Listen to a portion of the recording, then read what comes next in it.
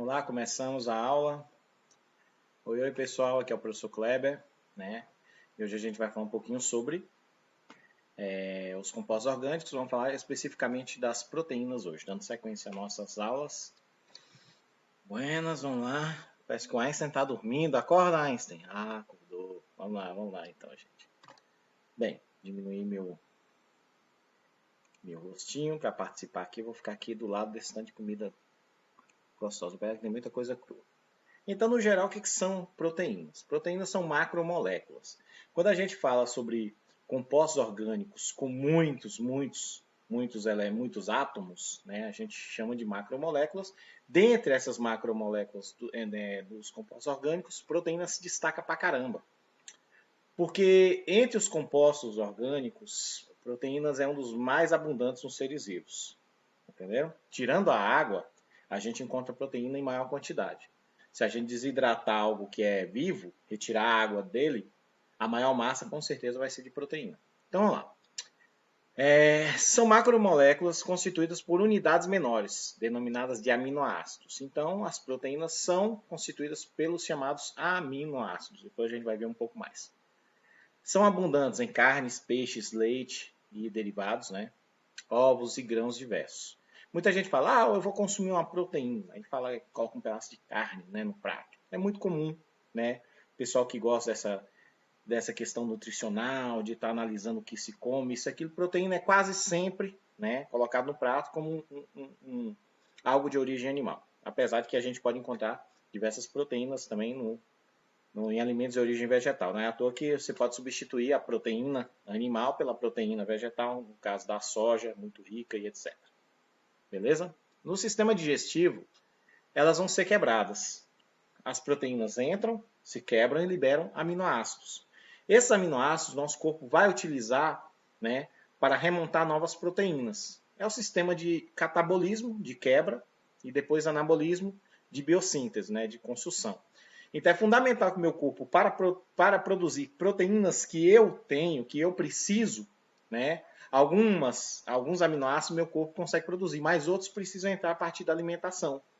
Por isso que na nossa alimentação tem sim que ter a presença de determinada quantidade de proteínas, até mesmo para a gente poder produzir, né, determinadas proteínas no meu corpo que precisam desses aminoácidos que o meu corpo não produz, que tem que vir de fora. Eles são chamados até de essenciais. O que o corpo produz são chamados de não essenciais. Beleza? Vamos lá. Puxar para cá. Biologicamente falando, elas são as moléculas mais abundantes, né? Ocorrendo em todas as células e em todas as suas partes. É a principal forma da qual a informação genética se expressa. Falando um pouquinho dessa questão, né? O DNA ele vem com a informação genética, né? E a partir da transcrição do DNA, né, algumas estruturas celulares, como os ribossomos, por exemplo, vão sintetizar proteínas. E são essas proteínas que acabam assumindo os papéis mais diversos. Então, a gente tem proteína basicamente em tudo no nosso corpo. Como eu falei, tirando a água, que é a substância em maior quantidade, todo o restante, né, em sua maioria, nós temos... em sua maioria, a gente tem quase tudo com a proteína, né? A maior massa estão com as proteínas. Aqui alguns exemplos, depois eu vou aprofundar mais, né? As enzimas e os hormônios são proteínas, elas vão catalisar e regular as reações do nosso organismo, né? Músculos e tendões, né? Tem que ter proteínas, né? Proporcionam ao corpo elementos de movimento. Pele e cabelo, pele e cabelo, sim, né? Oferecem investimento externo. Hemoglobina, que está presente lá no glóbulo vermelho, né? Transporte de oxigênio. E os anticorpos, né? Que são produzidos pelo nosso sistema imune, né? Basicamente são proteínas de defesa, ok? Aqui a gente tem a composição básica da proteína, que são os aminoácidos. Alguns livros dizem que tem 21, 22, mas no geral falam sobre 20, entre alguns outros especiais, né, igual é citado aí. Então esses 20 aminoácidos, entre eles os essenciais que a gente precisa obter a partir da alimentação e os não essenciais que o nosso corpo produz, entre esses 20, combinando eles de diferentes formas, nós formamos as proteínas. Então a proteína ela é formada, né, pelos chamados aminoácidos. Então, quando a proteína entra no nosso organismo a partir da alimentação e ela é quebrada em aminoácidos. Beleza? Aqui tem a fórmula básica do aminoácido, eu vou explicar aqui, né? Ficou a referência aqui da imagem. Então, no aminoácido eu tenho um grupo amina, né? Por isso aminoácido, o grupo amina. E aqui na outra extremidade eu tenho um radical ácido, né? Uma carboxila. Então, ácido é a estrutura que é comum nos ácidos carboxílicos. Então, aminoácido. O que vai diferenciar de um aminoácido para o outro está aqui na posição do R. É toda a cadeia, né? Toda a cadeia que estará grudada nessa posição. Essa parte que está acima do R, toda ela é comum em todos os aminoácidos. O que vai diferenciar o que está do R para baixo. Sendo assim, nós temos aí uma grande variação de aminoácidos, né, em ordem alfabética. Alanina, arginina, que é a fórmula de todos. Asparagina, ácido aspartico, né, cisteína. Aqui ficou tampado, gente.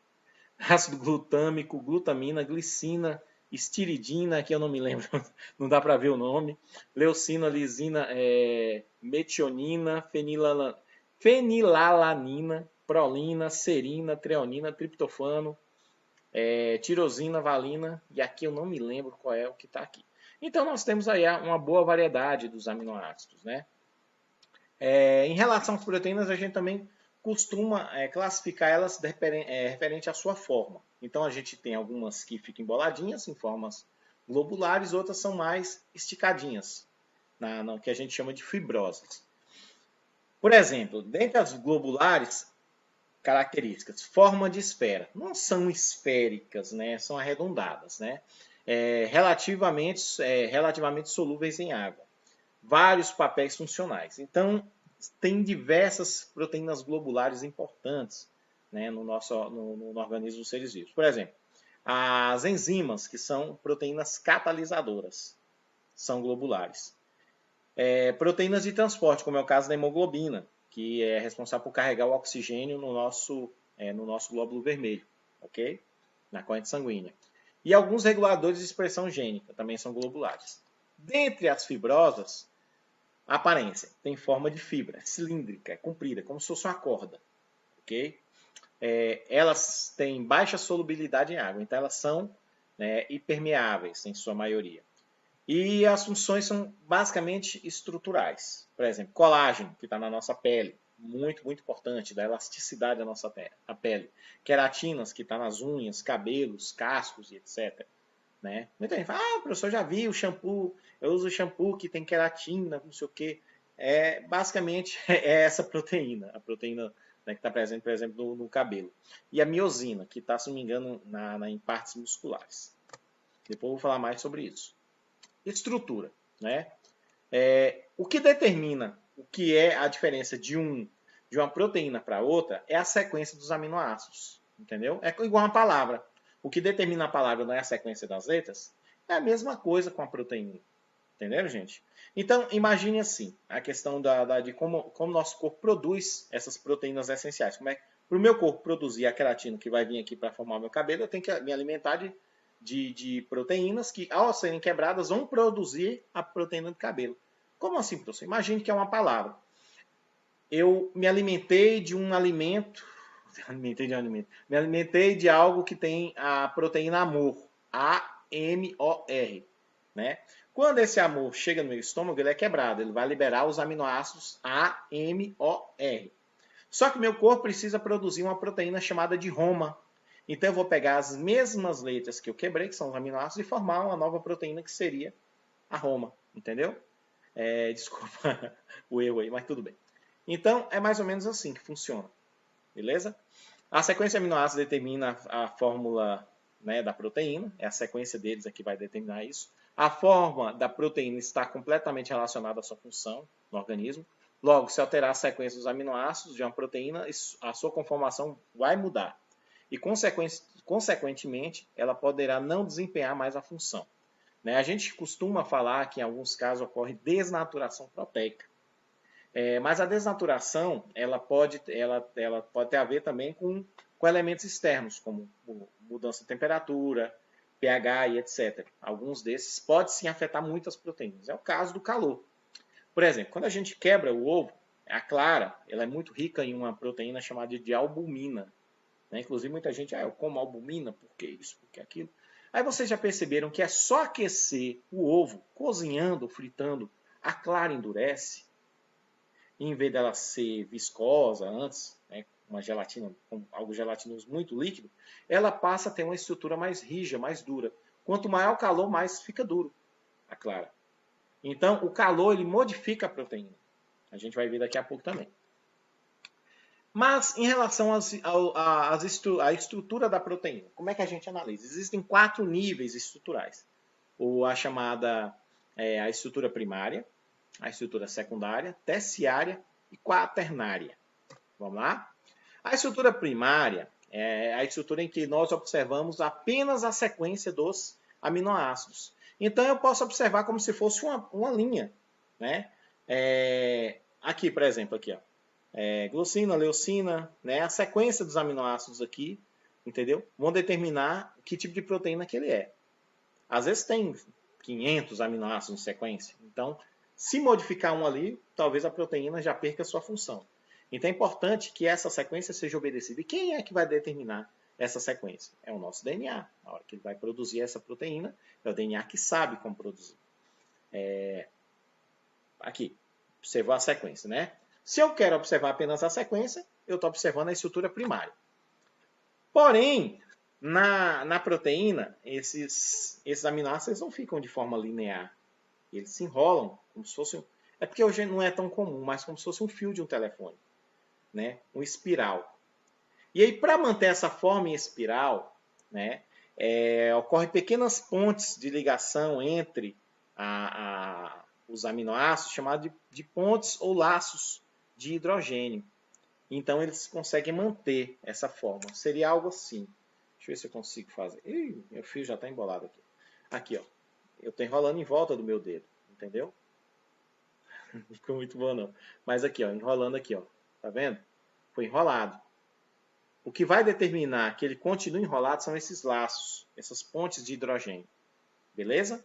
Então, quando eu observo em forma linear, estrutura primária. Se eu observar como espiral, secundária.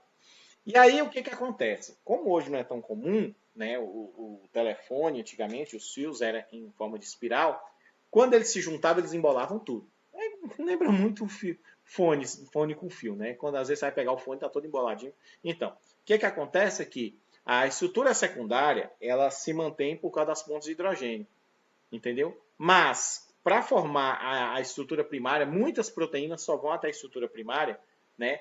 Ela se embola, entendeu? Então, é como se fosse um espiral se embolando, dando forma. Se ele se mantiver numa determinada forma, ele pode ser, né, fibroso, mas se ele se embolar e formar uma bolinha, ele é o quê? Globular, né? Em forma de estrutura terciária globular. Então, a primária é sequência linear, em espiral é a secundária. Se ela se embolar, né, já para adquirir uma forma funcional, né, a partir daí já tem função, é terciária. Muito importante.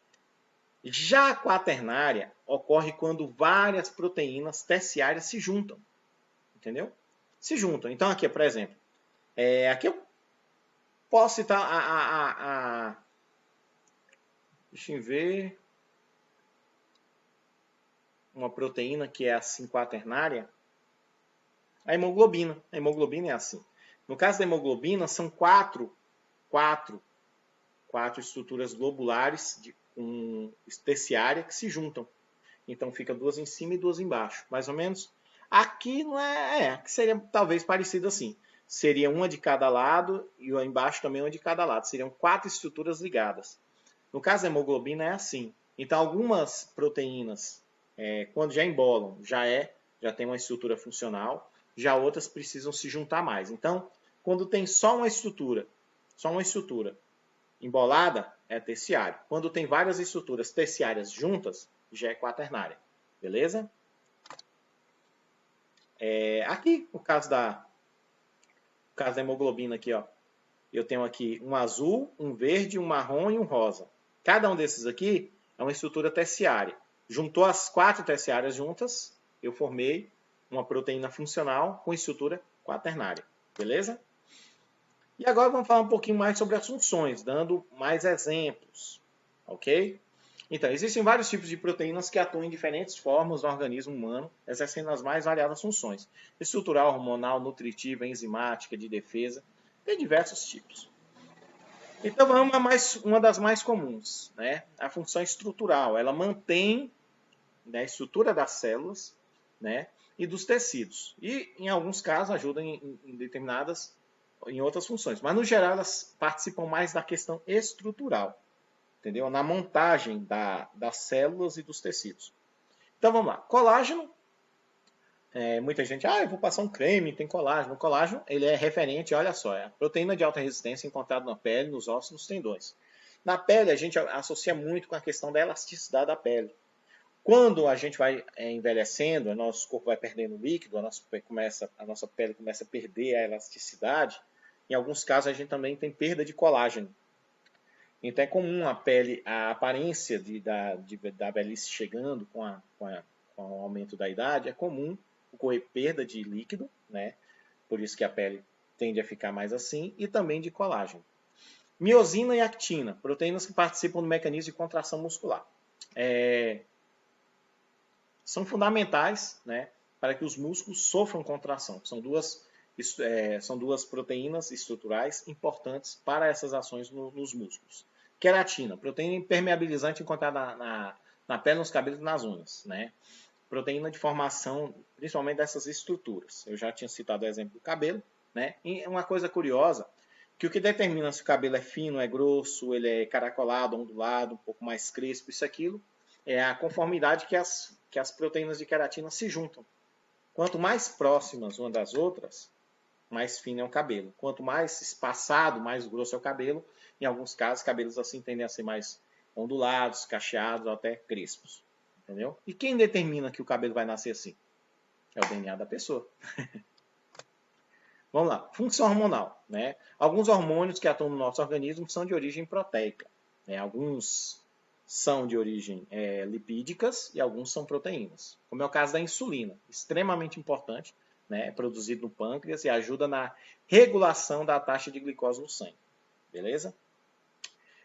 Por exemplo, as pessoas que têm diabetes, é comum elas terem déficit na produção de insulina, por isso é que a taxa de glicose aumenta muito.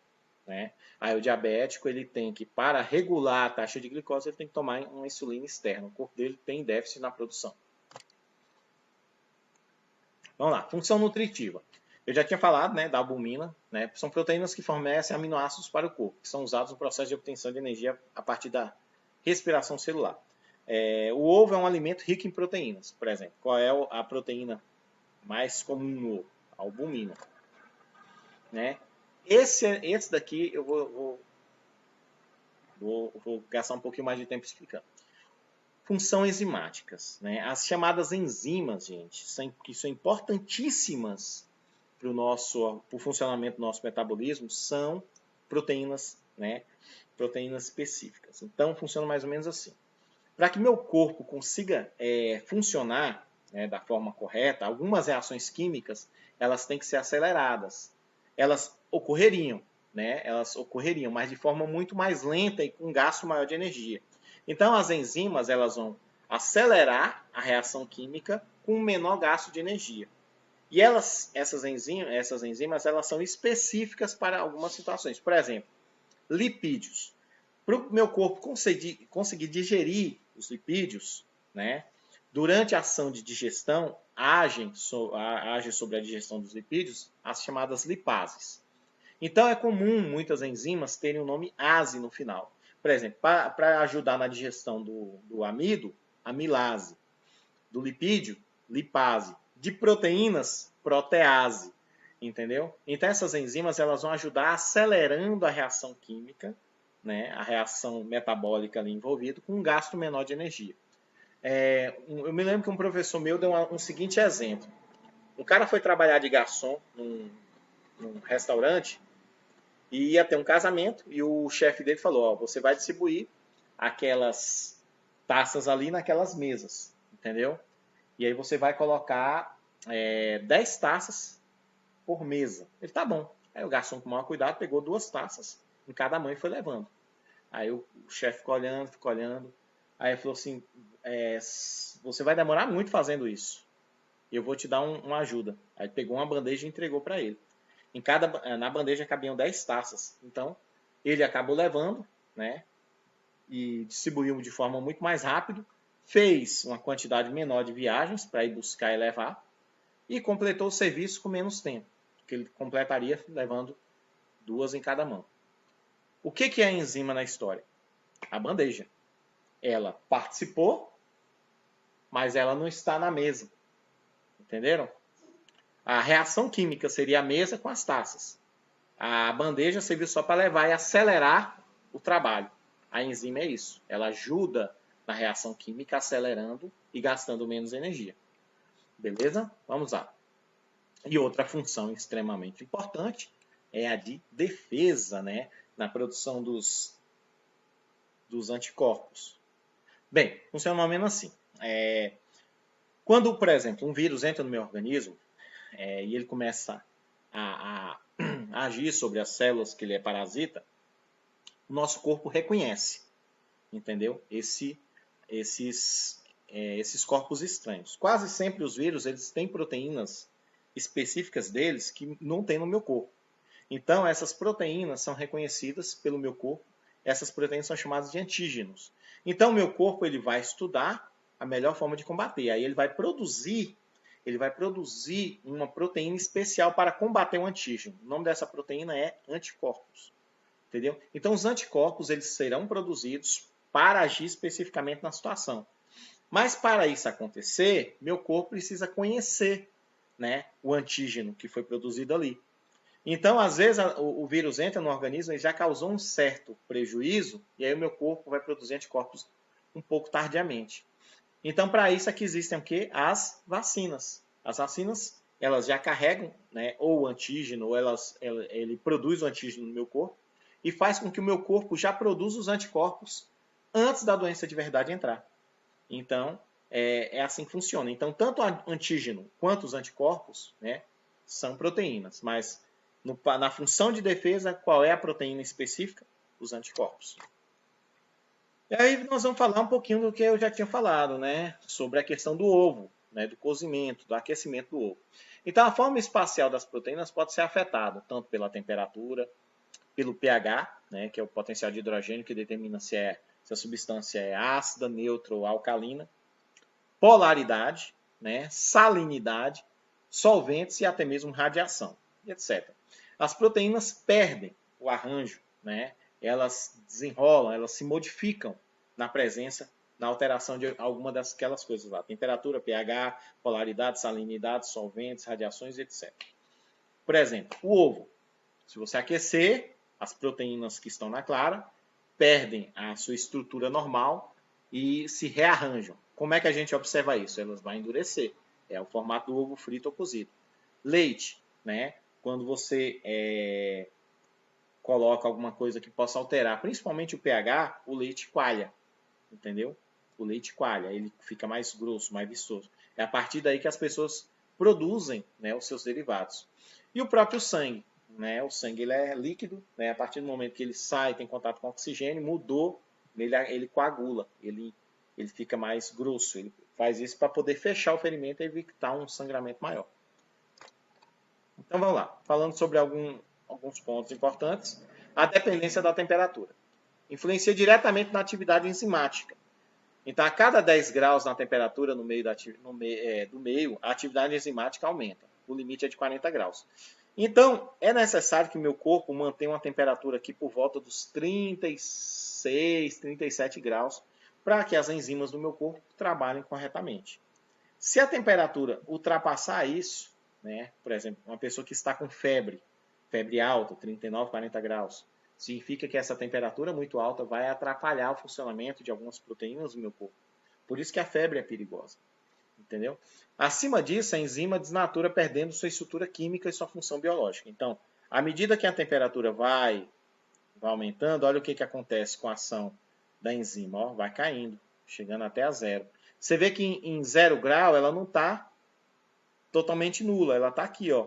E aí ela vai subir até chegar aqui no pico, por volta dos 36, 37 graus aqui, né? E à medida que a temperatura aumenta, cai tudo.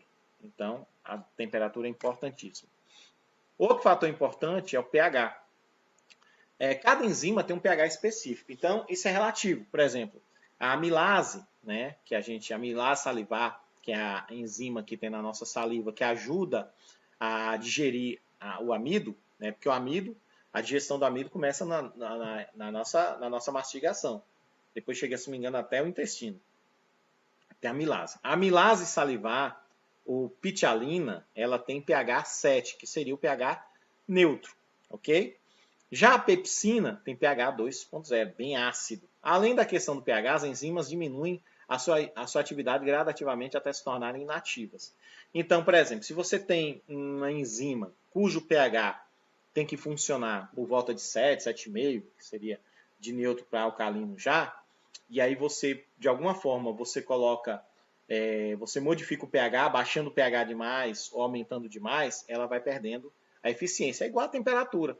Tem a posição certa dela funcionar. Se você aumentar ou diminuir, a enzima ela poderá parar de funcionar. Beleza? Bem, gente, e por hoje é só. Finalizei aí, falei um pouquinho, né? Eu espero que vocês tenham entendido. Ah, professor. Acabou, professor. É, isso aí. Assunto muito bom, muito legal. Eu espero. Ai, ai. Tá bom, gente? Tchau, tchau. Valeu.